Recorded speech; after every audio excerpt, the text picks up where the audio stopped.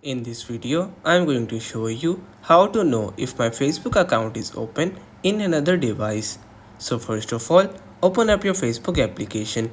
On your Facebook application, you have to tap on the menu which is present at the bottom right corner of your screen.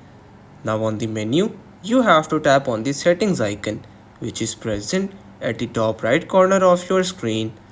On your settings and privacy, you have to tap on the very first option that says see more in account center.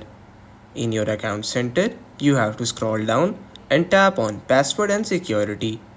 In password and security, you will see the option that says where you are logged in the security checks option. So you have to tap on that. Now from here, as you can see, my Facebook account is logged in on iPhone 12 Pro plus 2 more. So I will simply tap on this. Now I will be able to see a detailed explanation of where my account was opened. So as you can see, my Facebook account was opened only on my iPhone 12 Pro and there has been no other devices that accessed my Facebook account. So everyone, by doing this, you can easily know if your Facebook account is open in another device. That's pretty much all for today's video.